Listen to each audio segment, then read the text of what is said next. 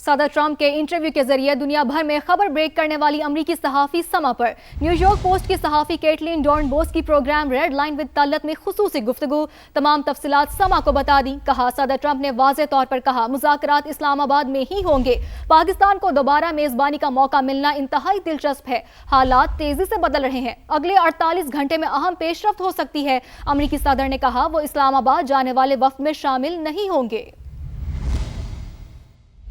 Kathleen online, the one who spoke to President Trump. Kathleen, congratulations. You have a global breaking news to your credit. Thank you very much. So what did the president say? President said that the talks, if they happen, which sounds like they're going to happen, will happen within the next 2 days and in Islamabad.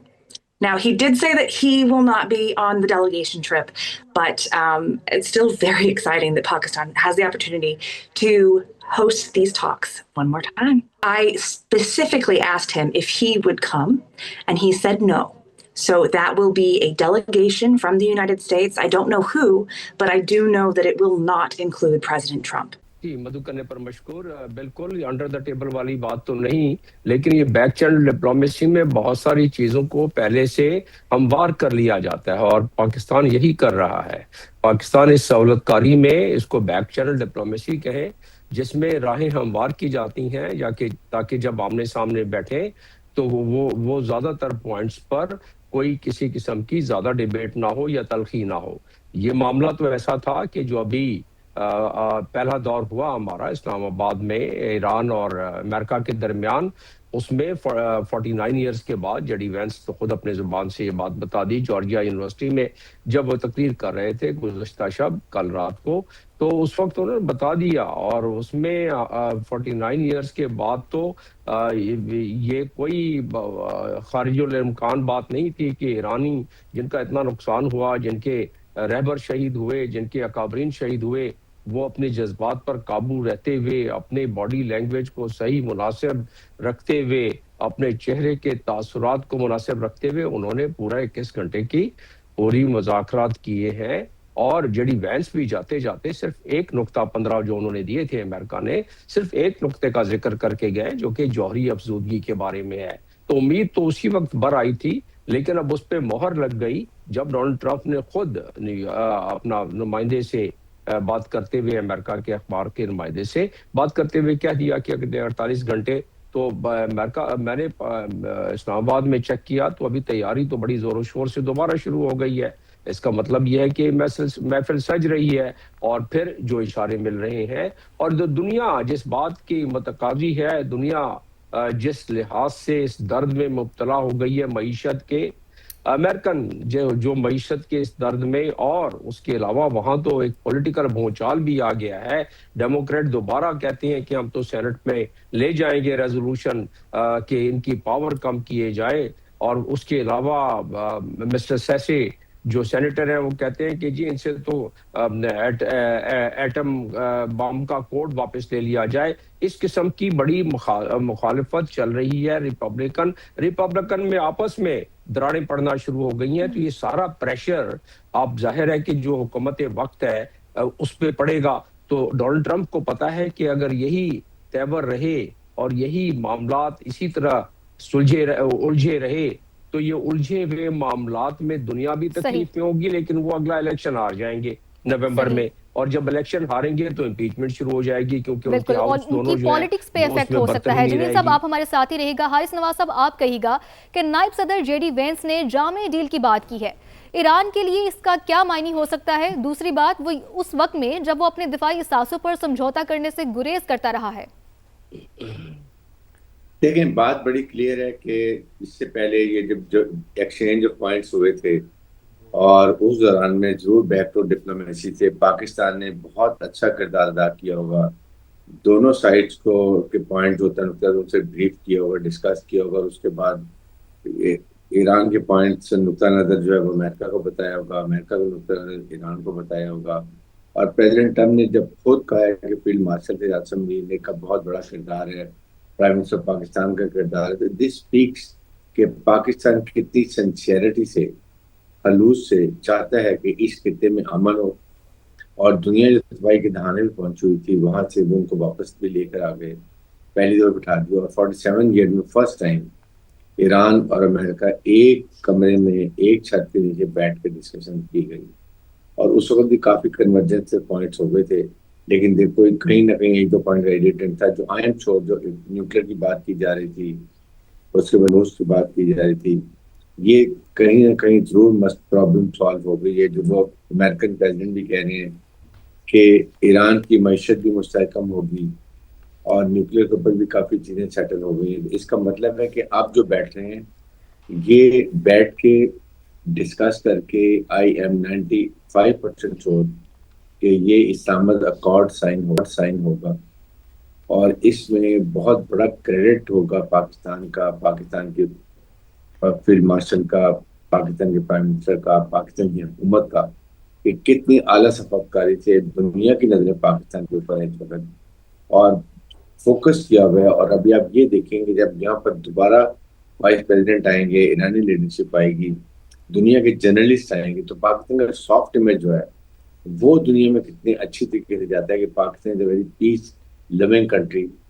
Pakistan میں peace کا بڑا کردار ہے۔ اور اس کے بعد یہاں پر جو فورن انویسٹمنٹ ہے، فورنرز آ سکتے ہیں،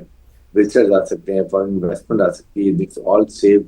یہ بہت اچھا امیج آ رہا ہے۔ پہلے بھی انہوں نے بڑا اچھی فیڈ بیک دی ہے اور ابھی بھی اسی طرح ہو رہا ہے، اور آپ جتنی انڈیا کو تکلیف ہو رہی ہے اس کا مطلب پاکستان آسمان کی بلندیوں پہ جا رہا ہے۔ لیکن مجھے شک یہ پڑتا ہے، ہو سکتا ہے کہ فائنل جب آپ کے ڈاکومنٹ سائن ہو رہے ہوں، یو نیور نو کہ پریزیڈنٹ ٹرمپ اور ان کے پدیشیان جو ان کے پریزیڈنٹ ہے ایران کی، شاید وہ آئیں، بیکاز پریزیڈنٹ ٹرمپ چاہتے ہیں کہ اس کا کریڈٹ وہ خود لیں۔ He want to add this feather in this cap کہ میں نے سب کچھ کیا،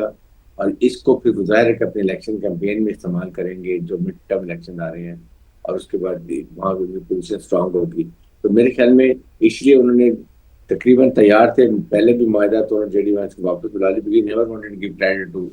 vice president, he would like to take the credit، یہی this what he always like۔ تو میرے خیال میں بہت اچھی بات ہے۔ حارث نواز صاحب، یہ اہم پوائنٹ ہے، ڈاکٹر جمیل احمد صاحب سے بھی ان کا پوائنٹ اس پر لیتے ہیں۔ ڈاکٹر صاحب، ایک تو جو حارث نواز صاحب کہہ رہے ہیں کہ ٹرمپ کبھی بھی نہیں چاہیں گے کہ معاملہ اگر ختم ہوتا ہے تو اس کا کریڈٹ کوئی اور لے، وہ یہ چاہیں گے کہ سارا کریڈٹ وہ خود لیں، اس پر آپ کیا کومنٹ کریں گے؟ دوسری بات یہ ہے کہ ایران نے پچھلے مذاکرات میں بھی بڑی حد تک یہ شو کیا ہے کہ وہ ٹرسٹ لیول کو لے کر بہت کنسرنڈ ہے، یعنی کہ وہ یہ چاہتا ہے کہ امریکہ ان کا اعتماد حاصل کرے۔ بظاہر لگتا بھی یہی ہے کہ دونوں ممالک کے درمیان جو ٹرسٹ لیول ہے وہ ڈیولپ نہیں ہو پا رہا۔ آپ کیا سمجھتے ہیں کہ ایسے کیا پوائنٹس ہونے چاہیے، ایسے کیا اقدامات ہونے چاہیے کہ دونوں ممالک کے درمیان جو اعتماد سازی ہے وہ آگے بڑھے؟ جی ہاں، ان کا اعتماد سازی کا جو سب سے بڑا معاملہ ہے وہ یہی ہے کہ جو اگر جس چیز پر وہ اتفاق کرتے ہیں، مثال طور پر انریچمنٹ کے بارے میں وہ زیرو پہ لے کے آتے ہیں، جیسا کہ انہوں نے ایک اشارہ دیا تھا عمان کے فارن منسٹر نے کہ ایران بالکل اس حد تک راضی ہو گیا تھا، جو 28 سے پہلے کی بات ہے، 28 فروری سے، اس کے بعد حملہ ہو گیا، جون میں بھی اسی طرح ہوا۔ یہ دونوں مرتبہ ان کا ٹرسٹ بالکل متزلزل ہو گیا اور بالکل ان کا ٹرسٹ ٹوٹ گیا۔ تو اس کے ٹرسٹ کے لیے ہی تو پاکستان جیسا ملک جو سہولت کاری کر رہا ہے اس میں ٹرسٹ بلڈنگ ہوگی اور فریم ورک تیار ہوگا کہ یہ جو آپ انریچمنٹ کم کر رہے ہیں اس کے عوض آپ کو جو بینیفٹس ہیں، مثال کے طور پر ریلیکسیشن ان دی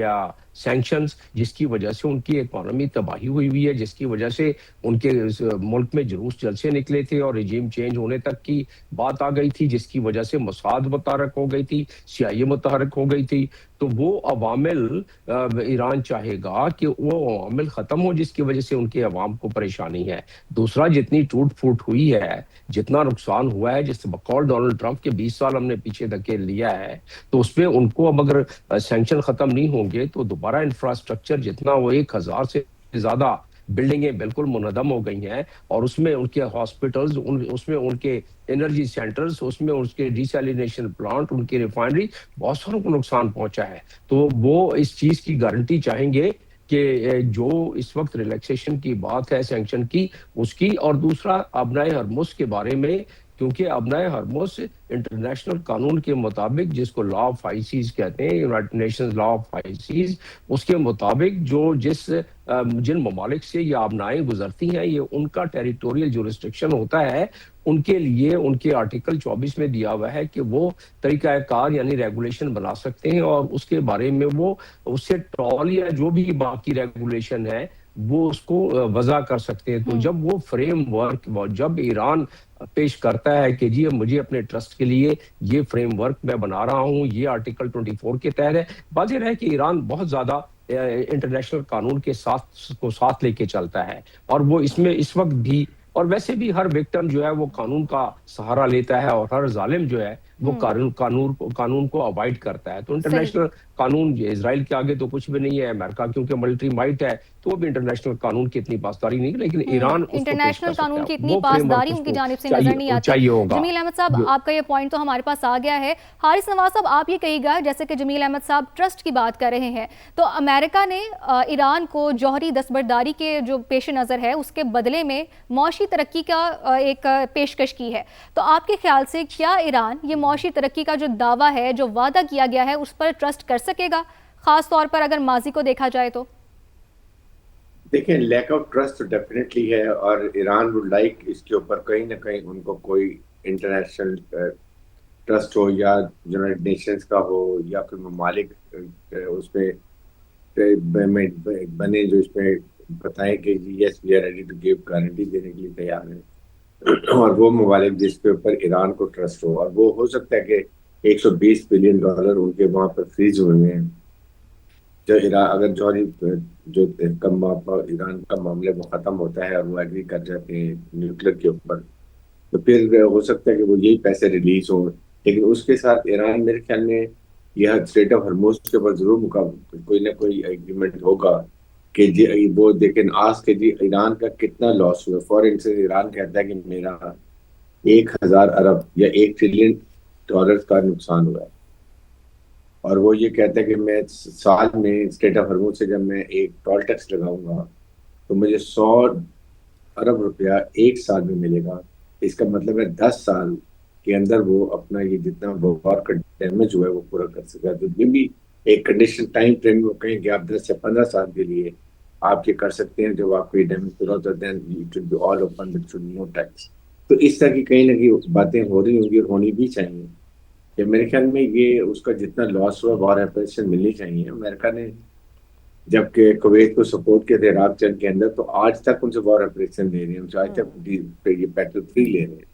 لائک وائز جب عراق میں گئے تھے تو وہاں بھی جو جتنا خرچ ہوا وہ بھی لے رہے ہیں. اور ابھی آپ کے سامنے جو امریکہ نے ایران میں اپنا ویپنز کا نقصان کیا، خرچ کیا، وہ خلیجی ممالک کو کہہ رہے ہیں کہ میرا پورا کرے. بتائے خلیجی ممالک نے کب آپ کو کہا کہ you go on attack Iran? تو اگر یہ کہہ سکتے ہیں تو پھر ایران کا بالکل رائٹ بنتا ہے کہ ان کو آپ نے پرفیکٹ سے تباہ کر دیا. اتنے اسکول کی چھوٹی چھوٹی معصوم بچیوں کو شہید کر دیا. They need to be compensated. تو آئی ایم شیور یہ ساری باتیں اب طے ہو چکی ہوں گی، تبھی یہ بات کی جا رہی ہے کہ اب 2 دن کے لیے پھر پاکستان میں ہو رہا ہے. پاکستان کے اوپر دنیا کا فوکس ہوگا. اسلام آباد اکارڈ کہلائے گا، جو ہمیشہ ذکر ہوگا اسلام آباد accord been Pakistan is done it. تو یہ میرے خیال میں بہت بڑی اچیومنٹ ہے ہماری، یہ بہت بڑی اچیومنٹ ہے، اور پاکستان کی یہ اچیومنٹ، یہ ایفرٹس ہمیشہ یاد بھی رکھے جائیں گے. تاریخ ساز یہ لمحات ہوں گے. جس طرح سے آپ نے ذکر بھی کیا کہ امریکہ خود بھی جو ڈسٹریکشن ہو چکی ہے ایران کے اندر، اس کو کمپنسیٹ کرنے کی بارہا بات کر بھی چکا